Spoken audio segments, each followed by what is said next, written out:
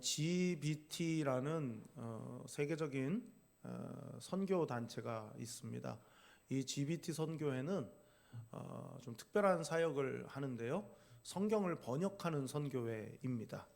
아직도 자국어로 된 성경이 없는 그런 민족과 나라들이 꽤 많이 있기 때문에 이 GBT 선교회의 선교사들은 그 자국어 성경이 없는 지역에 파송을 받아서 그곳에서 이제 그들의 언어로 성경을 번역하는 작업을 계속 이어가고 있습니다.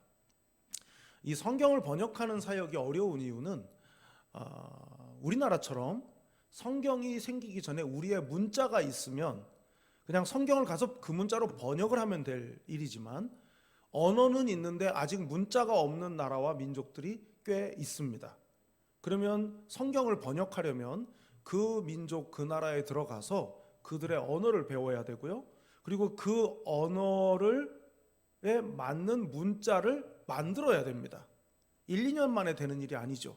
그들의 문자를 만들어서 학교를 세워서 그 문자로 된 글을 아이들에게 가르치고, 그러는 동안에 그 언어로, 그 문자로 성경을 번역하는 일이기 때문에 수십 년 만에 누가복음 하나 완성 이런 일들이 일어나고 있습니다. 그러니까 굉장히 어려운 일이고요.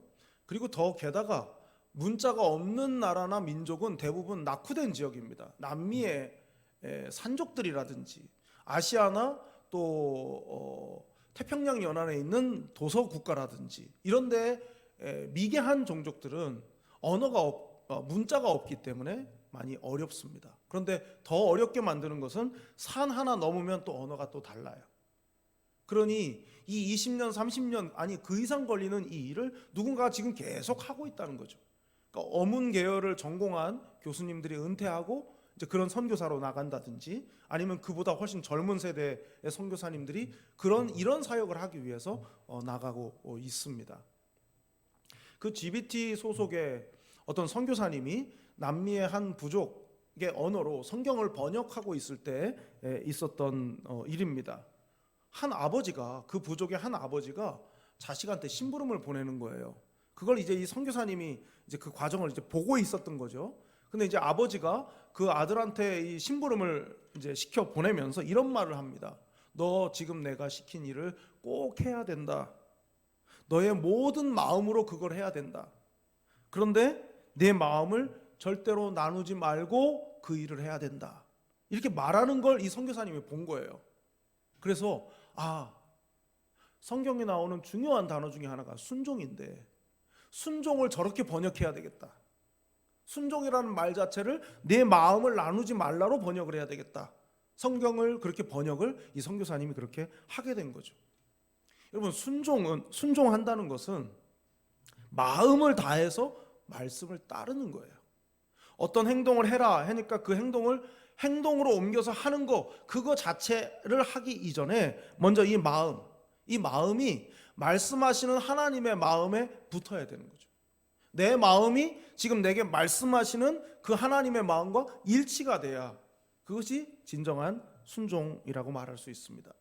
광야길을 걸었던 출애굽한 이스라엘 백성들을 생각해 볼 필요가 있는데요.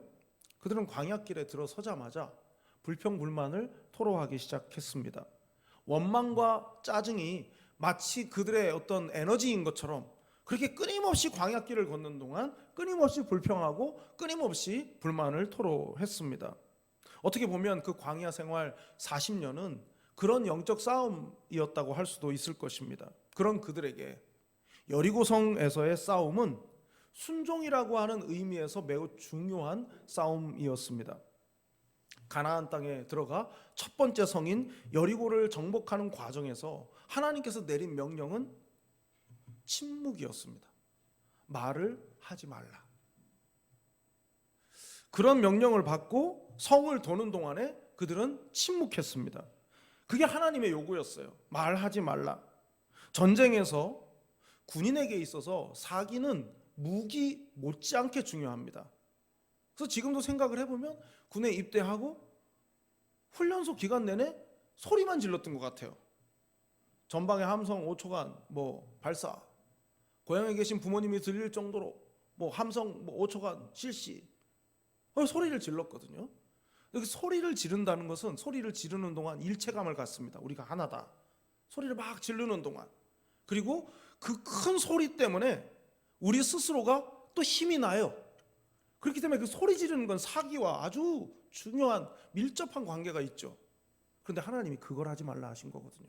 아무 소리도 내지 말고 하루에 한 바퀴씩 돌고, 그렇게 6일을 하고 7째 날에 7바퀴를 돌고 난 다음에 소리를 지르라고 하면 그때 소리 지르라고. 말을 하라 할 때까지, 소리를 지르라 할 때까지는 입을 닫으라고. 이게 명령이었고 그것에 순종했습니다. 누가 순종했습니까? 광야 시절 40년 내내 불평불만을 했던 그 사람들이 아닌 그들의 다음 세대였습니다. 그 부모들은 못 들어갔으니까, 요단강을 건너지 못했으니까. 내 부모가 광야에서 나를 낳고 내가 광야에서 태어났을 때 하나님 앞에 여전히 불평불만하고 하나님 앞에 입을 닫지 못했던 그들이 하나님 앞에 어떤 징계를 받았는지를 아버지와 어머니의 뒷모습을 통해서 봤던 그 자식들은 여리고를 도는 동안 침묵했습니다. 입을 닫았다고요. 여리고성 싸움이 중요한 이유는 너희의 앞으로의 삶은 나와 내 명령에 순종할 수 있느냐의 그 여부로 너희가 내 백성임이 드러나고 증명될 거다. 그래서 가나안 땅, 약속의 땅에 들어가서 왕국을 이루고 사는 동안 내내 하나님이 그들에게 똑같이 요구했던 건 순종이었습니다. 순종을 하는 자에게는 복이, 순종하지 않는 자에게는 저주가. 그것이 하나님이 처음부터 여리고성을 통과하는 그 과정부터 끝까지 하나님이 말씀하셨던, 이스라엘이 멸망하고 유다가 멸망하는 과정 속에서도 하나님이 한결같이 요구하셨던 것은 순종이었습니다. 다시 말하면 하나님 나라 백성의 정체성은 하나님께 마음을 나누지 않고 그 하나님의 말씀에 마음을 두는 것의 그 순종을 통해서 네가 내 백성이다 하는 것이 드러난다는 그 원리인 것이죠. 순종은 하나님의 사역에 동참하기 위해서 반드시 열어야 하는 문과 같습니다. 하나님께 쓰임받은 사람들 모두가 다 순종의 문을 열었던 사람들입니다. 순종의 문을 통과하지 않고 하나님께 쓰임받은 사람은 없었습니다. 아브라함을 비롯한 하나님과 동역했던 모든 사람들, 그들이 순종의 문을 열었음은 말씀드리지 않아도 다 아실 것입니다. 오늘은 복음을 깨닫고 하나님과 동역하는 사람들에게 필요한 것, 그 세 가지를 함께 살펴보려고 합니다. 복음으로 하나님과 동역해야 할 때 필요한 첫 번째는 신실함입니다. 자, 1절을 보겠습니다. 이에 이고니온에서 두 사도가 함께 유대인의 회당에 들어가 말하니 유대와 헬라의 허다한 무리가 믿더라. 비시디아 안디옥의 회당을 중심으로 해서 바울과 바나바가 복음을 전했고 또 그 전도하는 과정 속에 벽에 부딪히게 되면서 바울 일행은 방향을 비시디아 안디옥에서 이고니온으로 바꾸게 되었습니다. 두 사도가 함께 이 이고니온의 회당에 들어가서 역시 복음을 전했다고 기록하고 있습니다. 근데 여기서 주목해야 될 것은 함께라는 단어입니다. 함께. 이 함께는요, 우리가 흔히 아는 뭐 더불어, 같이의 뜻이 여기서는 아닙니다. 그러니까 함께라는 말 자체가 뭐 누구누구와 같이, 누구누구와 더불어서 이런 뜻이지만 이 오늘의 본문에서는 그런 뜻이 아닙니다. 오히려 이 함께라는 말은 이전과 같이, 여느 때와 같이 이런 뜻으로 쓰였습니다. 그래서 표준 세번역 성경에는 이전과 마찬가지로 이렇게 번역했고요. 그다음에 그 교회학교에서 보는 쉬운 성경에서는 여느 때처럼 이렇게 번역을 했습니다. 그러니까 약간 번역이 매끄럽지 못한 부분인 것이죠. 바울과 바나바는 그 이전에 하던 방식으로 이고니온에서도 전했다는 거예요. 여느 때처럼 전도했다는 뜻입니다. 그렇게 복음을 전했는데요, 새로운 도시 또 새로운 환경인데도 그들은 지난날의 방식 그대로 똑같이 복음을 전했습니다. 여기서 우리가 생각할 것은 복음은 안 변한다는 거죠. 복음의 내용은 바뀌지 않는다는 거죠. 복음을 전하는 방식이나 뭐 그런 건 조금 달라질 수는 있겠죠. 그러나 복음의 내용이 바뀌지 않기 때문에 바울과 바나바를 향하신 하나님의 뜻을 그들이 알고 어느 지역을 가든 그들은 다른 말이 아닌 복음을 전했던 것입니다. 다시 1절을 보면 13장에서 보았던 것처럼 회당에 들어가서 전했습니다. 역시 회당인 거예요. 원래 하던 방식 그대로. 그런데 그 결과가 어땠습니까? 똑같은 복음을 똑같은 사람들이 전했지만 폭발적인 구원의 열매가 이제 맺혀지기 시작했습니다. 비시디아 안디옥에서와는 좀 판도가 많이 달랐던 것이죠. 여기서 우리가 생각할 것은 어떤 방법으로 하느냐, 하나님께는 그게 중요한 게 아닌 거죠.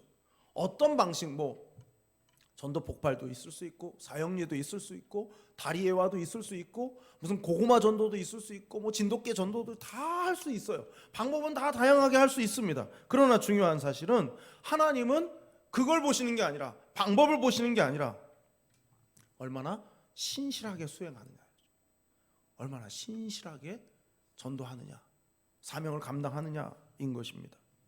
처음부터 바울과 바나바는 회당을 중심으로 복음을 전하지 않았습니까? 그렇게 여느 때처럼 원래 하던 방식 그대로 복음을 이고니온에서도 전했다는 것이죠. 사람들은 복음을 받아들일 수도 있고 그렇지 않을 수도 있습니다. 그러나 하나님은 또 역사하셔요. 그렇기 때문에 우리가 할 수 있는 일은 그냥 여전한 방식으로 복음을 전하는 것 아니겠습니까? 축구 경기를 보면요, 너무 단순하죠. 상대편 골대에다가 그냥 공을 차서 넣으면 되는 겁니다. 집어넣으면 점수가 올라가는 것이죠. 근데 막 뉴스 같은 데 보면 국가대표 선수들이 뭐 파주 뭐 국가대표 그 연습장에 훈련장에 모였다. 그래서 막 연습하는 모습 보여주고 뉴스에 그런 거 보여준단 말이죠, 가끔. 그럼 아니 맨날 똑같은 공을 가지고 맨날 똑같은 잔디밭에서 그 사람들이 차는데 뭐 모여서 연습을 하나. 그리고 다 잘하는 사람들인데 막 기자들을 나가라 그러고 언론에 공개하지 않고 무슨 연습을 막 한단 말이죠. 뭐 1번 작전, 2번 작전 뭐 쭉 연습을 하는 것이죠. 그런 연습을 통해서 경기장에서 손흥민 선수가 골대골을 넣는 거거든요. 연습을 했던 걸 가지고 하는 거예요. 경기장에서 안 해본 걸 하는 게 아니라 연습을 늘 맞춰보고 손발을 맞춰보고 늘 하던 방식을 계속 익히고 그게 그냥 눈빛만 봐도 뭘 하라는 건지를 파악할 정도로 익숙해진 다음에 그걸 경기장에서 똑같은 걸 그냥 하는 거란 말이죠. 전혀 안 해봤던 새로운 걸 하는 게 아니라 그 말입니다. 여러분, 우리가 전하는 복음이 뭐 새로운 게 뭐가 있습니까? 똑같습니다. 생각해보면 제가 주일학교 시절에 어린 시절에 교회에서 뭐 했던 어떤 행사들, 뭐 성경학교, 또 성경학교 때 했던 무슨 프로그램들, 이런 거 교회사 공부해 보면요 1920년도에도 했던 거예요. 똑같은 걸 하는 거거든요. 알고 있는 거, 연습했던 거, 해봤던 거. 그런데 하나님은 똑같은 걸 하는데도 역사하세요. 감독이 오늘은 3번 작전이다, 상대가 이렇게 나오니까 우리는 4번으로 가겠다, 주장한테 살짝 귀띔만 해주면 그냥 그게 돼요. 왜요? 계속 했던 거기 때문에, 연습을 해봤던 것이기 때문입니다. 여러분, 이것을 잘 보여주는 게 여리고성이에요. 여리고성. 하나님께서 점령하라고 알려주신 방법이 뭐였습니까? 너무 특이하죠. 하루에 성 주변을 한 바퀴 도는 거예요. 하루에 한 바퀴. 제가 그 계산을 해보니까 문학경기장 정도 크기, 그보다 조금 더 크나? 뭐 그거밖에 안 됩니다. 근데 그거를 어쨌든 이렇게 도는 거예요. 밖에서 이렇게 도는 거. 하루에, 그것도 입도 닫고 아무 말도 안 하고 한 바퀴 돌고 또 가버려요. 그러니까 내려다볼 때 얼마나 웃겼겠습니까? 저 사람들 뭐야? 왜 저래? 손에 아무것도 안 들고 왔네? 뭐야 저 사람들? 아무 말 없이 한 바퀴 돌고 가요. 그렇게 6일을 하는 겁니다. 그리고 7째 날에 와서는 7바퀴를 돌아요. 그때까지도 조용해요. 근데 여호수아가 외치라 하니까 그때 소리 지릅니다. 그때 무너졌죠. 맨날 6일 동안 하던 거에다가 한 가지가 추가됐을 뿐이에요. 6바퀴 더 돌아라, 그리고 소리치면 말해라. 늘 하던 것에서 한 가지를 더 했을 뿐입니다. 여러분, 하나님이 우리에게 맡기시는 사명이라는 게요, 할 수 없는 거, 안 해본 거를 갑자기 시키시지 않아요. 알고 있는 걸 시키셔요. 알고 있는 거, 늘 하던 거, 거기에다가 하나를 더 해주시는 거예요. 좀 더 해라. 이번에는 뭘 어떻게 해라. 안 해봤던 게 아닌 익숙하고 잘 할 수 있는 거 말입니다. 여호수아서 6장 15절 보면 이렇게 말씀합니다. 일곱째 날 새벽에 그들이 일찍이 일어나서 전과 같은 방식으로 그 성을 7번 도니 그 성을 7번 돌기는 그날뿐이었더라. 여기서 말하는 이 전과 같은 방식으로가 예전 개역 한글판 성경에는 여전한 방식으로 이고요. 오늘 본문으로 말하자면 함께입니다.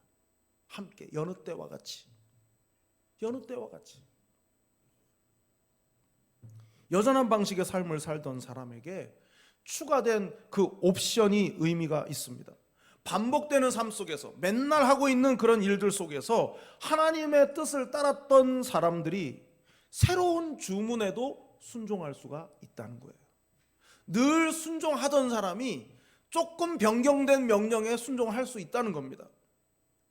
조금 변경된 순종을 요구하는 것에 순종 못하는 경우는 이전에 순종 안 했었기 때문인 거지, 순종할 수 없는 걸 못하는 게 아니란 말이죠. 끊임없이 순종을 매일같이 반복하던 사람이 새로운 요구 앞에도 순종할 수가 있는 것이다 하는 겁니다. 해결하시는 분은 하나님이죠. 그냥 이날은 7바퀴 돌라 하니 7바퀴 돌면 하나님이 알아서 하시는 겁니다. 해결은 하나님이 하시는 것이죠.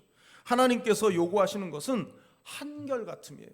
이전과 같은, 여느 때와 같은, 평소와 같은 어떤 상황이건 하나님이 지시하시는 대로 행하면 그 결과는 하나님께서 책임져 주시는 것입니다. 여러분은 어떠십니까?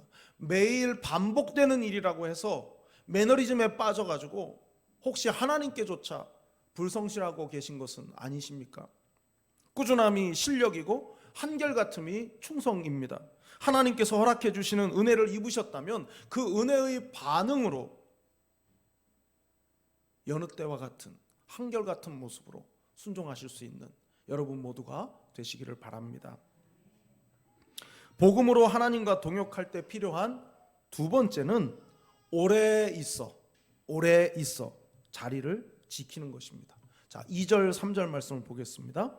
그러나 순종하지 아니하는 유대인들이 이방인들의 마음을 선동하여 형제들에게 악감을 품게 하거늘 두 사도가 오래 있어 주를 힘입어 담대히 말하니 주께서 그들의 손으로 표적과 기사를 행하게 하여 주사 자기 은혜의 말씀을 증언하시니. 이고니온에서도 복음이 전해지자 많은 사람들이 예수님을 믿기 시작했습니다. 그런데 그 반대의 결과도 나타났다는 것을 알 수 있죠. 회당에서 전했기 때문에 회당에 있던 유대인들 중에서도 복음을 믿고 바울과 바나바를 따른 사람들도 있었고, 또 반대로 바울과 바나바에 대해서 나쁜 마음을 갖고 사람들을 부추겨서 악감정을 갖도록 만든 사람들도 일부 유대인 가운데 있었습니다. 그들이 헬라 사람들, 이방 사람들이 복음 듣는 것을 방해한 사람들이 된 것이죠. 복음을 전하는데 장애물은 늘 있게 마련입니다. 그런데 누군가 조직적이고 의도적으로 방해하는 것이 빤히 보이는 상황일 때는 아마도 견디기가 쉽지 않을 것입니다. 바로 그런 상황에 두 사도가 놓였는데요. 3절 말씀은 그런 상황일 때 사람이 감당해야 할 일, 그리고 하나님께서 인간을 통해서 하시는 일, 그리고 하나님께서 하시는 일, 이 세 가지를 살펴볼 수가 있습니다. 사람이 감당해야 되는 일이 뭔가 두 가지인데요. 첫째는 오래 있어입니다. 자리를 지키는 걸 말하죠. 자리를 지키는 겁니다. 아무리 불리한 조건이 되어도, 아무리 반대하고 저항이 거세도 자리를 지키는 것이 1번입니다. 그것이 중요합니다. 눈을 조금만 돌리면 선동하는 사람들이 눈에 들어옵니다. 그럼에도 불구하고 제 자리를 떠나지 않고 묵묵히 사명을 감당했다는 말이죠. 그리고 또 어떻게 했습니까? 담대히 말했습니다. 자리를 지키면서 담대히 말했어요. 반대를 하든 아니면 악한 감정을 가지고 있든 어떻든 간에 그들의 본연의 길, 사명의 길, 하나님의 부르심에 합당한 복음 전파하는 일을 중단 없이 오히려 담대히 했다라고 말합니다. 이것이 사명자가 감당해야 할 몫인 것이죠. 하나님은 우리의 몫을 남겨두세요. 우리가 기도하면 하나님께서 뭔가 포장지에 완벽한 완제품을 탁 떨어뜨려 주시는 게 아니고 틈 있는 것을 주십니다. 뭐겠습니까? 우리로 채우라 하시는 거죠. 우리의 몫이라는 거죠. 그 부분이 우리가 감당해야 될 몫인 것이죠. 그걸 조금 다른 말로 하면 하나님께서 우리를 동역자로 삼으셨다는 겁니다. 하나님은 우리를 동역자로 쓰시기를 원하신다는 것이죠. 하나님께서 당신의 파트너로 우리를 부르셨고, 그리고 우리를 통해서 일을 하시겠다 하는 것이 우리 눈에 보이는 빈틈들인 것입니다. 3절이 이렇게 말씀합니다. 주께서 그들이 손으로 표적과 기사를 행하게 하여 주사. 복음을 들으러 온 사람들에게 그들이, 그러니까 바울과 바나바가, 사도들이 복음을 전하는 그 사람들이 할 일을 하나님이 남겨주셨다는 거예요. 그들이 하게 하셨다는 거예요. 이처럼 인간이 감당해야 될 몫을 감당할 때 하나님의 일하심이 그 위에 얹어지는 것입니다. 자리를 지키면서 담대하게 맡겨진 일을 감당하는 사도들의 손에서 능력이 나왔습니다. 이 능력이 누구의 것입니까? 사도들의 것이 아니죠. 하나님의 능력이죠. 단지 하나님의 능력이 나타나는 도구로 사도들이 쓰임을 받은 것입니다. 하나님은 당신의 동역자인 우리에게 능력을 부어주십니다. 누구에게 부어주십니까? 하나님과 동역하는 사람, 오래 있어 담대히 말하는 사람입니다. 자리를 지키고 맡기신 사명을 감당하는 사람에게 하나님께서는 그가 동역자이기 때문에 그에게 능력을 부어주시는 겁니다. 우리는 하나님께서 하시는 그 일의 심부름꾼에 지나지 않습니다. 성경은 우리를 청직이라고 말하죠.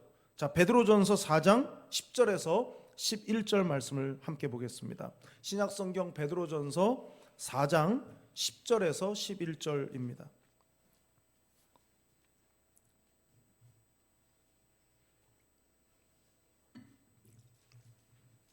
베드로전서 4장 10절 11절 말씀입니다.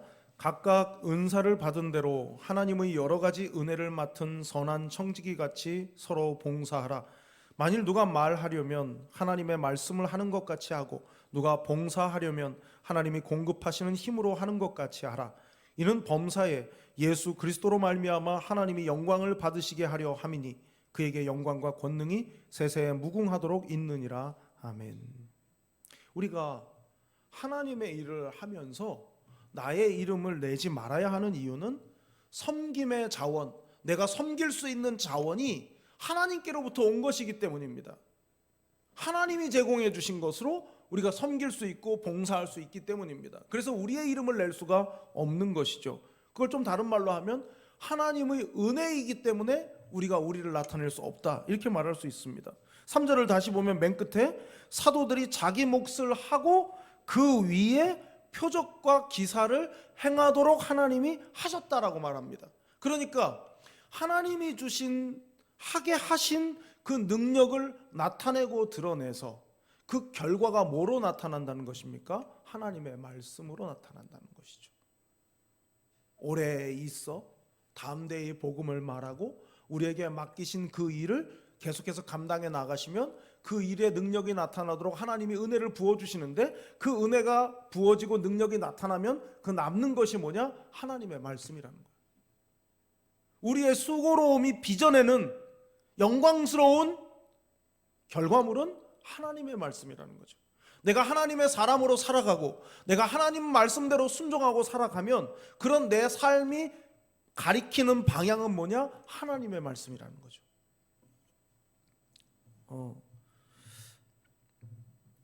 좀 있으면 이제 김장을 담그겠죠. 예. 김장을 담그는데 여름부터 준비하시더라고요. 아니 이제 저는 모르겠고 그러더라고요. 얘기들을 이렇게 하시는 거 보면 뭐 소금을 뭐 미리 주문을 해놨다 뭐 이렇게 얘기들을 하셔요. 천일염을 쓰잖아요.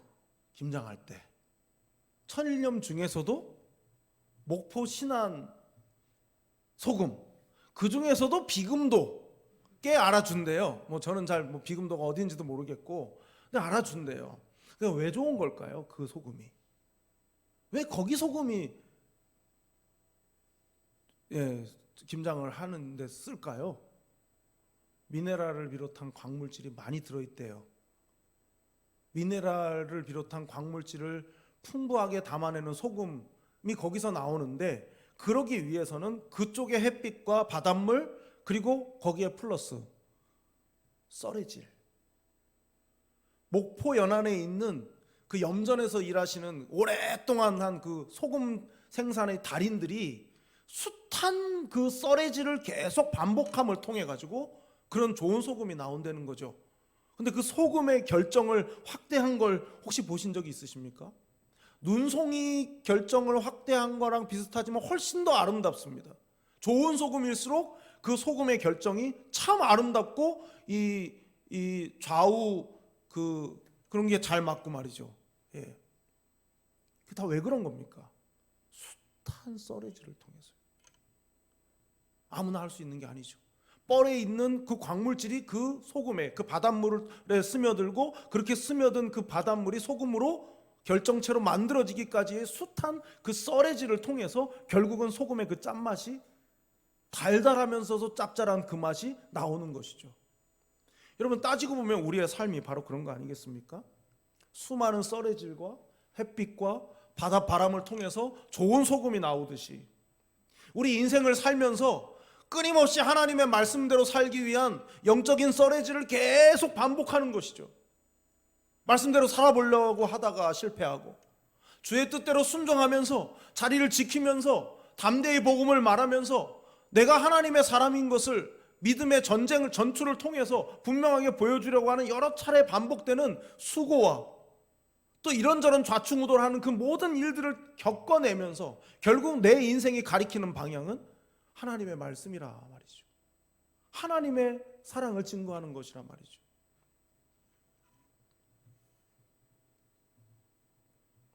여러분은 어려움과 고난을 만날 때 피하십니까? 아니면 버티고 견뎌내십니까? 때로는 무언가를 잘 하는 것보다 자리를 잘 지키는 것이 더 위대하다는 생각을 혹시 해보셨습니까?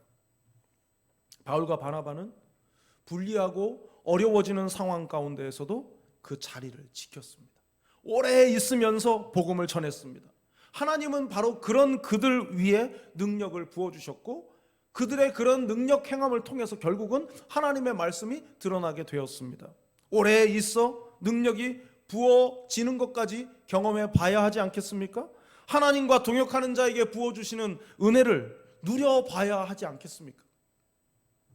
복음으로 하나님과 동역할 때 필요한 세 번째는 복음 때문에 나누어진다는 것을 알아야 한다는 것입니다. 자, 4절을 보겠습니다. 그 시내의 무리가 나뉘어 유대인을 따르는 자도 있고 두 사도를 따르는 자도 있는지라. 하나님의 일하심이 명확하게 드러나면 드러날수록 그만큼 나누어지는, 갈라지는 역사도 일어납니다. 이고니온의 회당을 중심으로 해서 말씀을 전했던 두 사도에 의해서 놀라운 기적이 일어났고, 그것을 통해서 말씀을 듣는 사람들이 주님께로 돌아오는 그런 사람들이 많았습니다. 말씀을 전하는 바울과 바나바, 이 사도들을 환영하는 사람들도 있었고, 뭐 말하자면 사도 추종파? 뭐 이렇게 말할까요? 그런 사람들도 있었고요. 오히려 반대로 거부하고 거절하고 또 저항하는 그런 사람들도 생겨났습니다. 근데 중요한 것은 교회가 그랬다는 게 아니라 이고니온 시내가 그랬다는 거, 이게 중요한 거예요. 이고니온 시내, 이게 교회 안에서 그랬다는 게 아닙니다. 그 큰 오해입니다. 그렇게 잘못 해석하는 거죠. 그냥 읽어보면 알 수 있죠. 온 시내가 쫙 갈라진 거예요. 이고니온이라고 하는 그 지역에 복음이 들어왔습니다. 그리고 하나님의 능력이 나타났어요. 그랬더니 복음을 믿는 사람의 부류와 복음을 거부하는 사람의 부류로 반으로 쫙 쪼개지게 된 것입니다. 다시 말하면 이런 거죠. 같은 시대를 살고 같은 지역에 살고 다른 많은 것들을 삶을 공유하면서 살아왔던 그들이 은혜는 공유할 수가 없었다는 뜻이 됩니다. 이게 복음의 특징이에요. 복음이 전해지고 기적이 나타나는 현장에는 반드시 이런 일들이 일어나게 되어 있습니다. 이런 사람들을 본문에서 뭐라고 말했냐면 2절은 그들을 순종하지 아니하는 유대인들, 순종하지 아니하는 유대인들. 그들이 어떻게 합니까? 반사도파가 되면서 헬라 사람들, 이방 사람들을 충동질해가지고 사도들에 대해서 악감정을 갖게 만들고 그들이 전하는 복음을 듣지 못하게 복음의 방해꾼으로 나서기 시작한 것입니다. 사도들을 반대했지만 결과적으로는 하나님을 거부한 것이죠. 여러분 한번 상상해 보십시오. 이고니온 지방 같은 생활권의 사람들이 각각의 삶을 지금껏 살아왔습니다. 그런데 바울 일행이 이고니온에 딱 들어오게 되면서 그 사람들을 통해서 복음이 전해지고 그렇게 되면서 많은 사람들이 그 복음을 따라가기 시작하는데 그거와 함께하지 못하는 사람들이 생겨나면서 반으로 나눠지게 됐다는 거죠. 복음은 단순한 취향의 문제이거나 응원하는 팀이 달라서 나눠지는 그런 정도가 아닙니다. 삶의 가치관 자체가 완전히 다르거든요. 어제까지 함께 웃고 함께 술잔을 기울이고 어제까지 함께 즐기던 그 사람들이 어느 날 갑자기 복음을 받은 이후에 갑자기 다른 방향을 보기 시작하는 겁니다. 그리고 도저히 함께 할 수 없게 되어버린 것이죠. 이런 일들이 복음 때문에 일어나게 됐습니다. 이걸 이제 이재철 목사님은 복음의 심판성이라고 말했습니다. 복음의 심판성. 복음이 들어가면 딱 심판이 돼버린다는 거죠. 누가 하나님 백성이고 누가 하나님 백성이 아닌지가 쫙 갈라져서 분명히 드러나게 된다 하는 이야기죠. 여러분 우리가 아끼고 사랑하고 좋아하는 사람, 그런데 아직 예수님을 믿지 않는 사람, 가족일 수도 있고 배우자일 수도 있고 아니면 뭐 친구일 수도 있고 여러 있을 수 있겠죠. 근데 그들에게 복음을 전함에 있어서 머뭇거려져요. 왜 머뭇거려집니까? 내가 어설프게 전도했다가 그 사람 마음이 상해버리면 지금의 유지하고 있는 좋은 관계가 혹시 깨지면 어떡하나, 이런 두려움 때문에 말을 못해요. 왜 그렇습니까? 우리 뇌리 속에는 복음의 심판성에 대해서 우리가 알고 있는 거예요. 다른 모든 게 다 맞고 잘 돌아가다가도 복음 하나 때문에 확 갈라질 수 있다는 걸 알기 때문에 신중해지는 거죠. 가깝고 친한 사람일수록. 그런데 여러분 어떻습니까? 복음이 전해지는 곳마다 그랬어요. 예. 복음의 심판성을 매우 분명하게 보여주는 것을 이제 3절과 4절을 통해서 보면 말이죠. 두 사도가 오래 있어 주를 힘입어 담대히 말하니 주께서 그들의 손으로 표적과 기사를 행하게 하여 주사 자기 은혜의 말씀을 증언하시니 그 시내의 무리가 나뉘어 유대인을 따르는 자도 있고 두 사도를 따르는 자도 있는지라. 권능과 표적을 기사를 행하면서 은혜의 말씀을 증거한 결과는 나누어지는 거였어요. 갈리는 거였단 말이죠.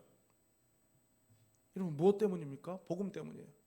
하나님의 능력과 복음 때문에 그렇게 나뉘어졌다는 거예요. 여러분 예수님의 공생애를 한번 생각해 보십시오. 예수님께서 어느 지역에 들어가서 복음을 전하시고 또 병자를 일으키고 이적과 기사를 주님께서 행하시면 그것 때문에 예수님 따르는 사람들이 확 늘어나면서 동시에 반대로 그것 때문에 예수님을 죽이려는 사람들이 또 늘어납니다. 그러니까 복음은 들어가면 갈라지게 만들어요. 우리가 이걸 부정하면 안 됩니다. 인정해야 되는 것이죠. 세상의 관점으로는 나누어지고 갈라지는 거지만 복음 때문에, 그러나 하나님의 관점에서는 어떻겠습니까? 하나님의 백성이 뚜렷해지는 사건이 되는 겁니다. 복음이 들어가면 누가 하나님의 백성인지 누가 성도인지가 갈리게 되는 것이죠. 하나님을 믿고 신실한 성도로 살아가면서 세상에서 나누어지지 않고 살겠다라고 한다면 그거는 모순인 거죠. 나눠질 수밖에 없어요.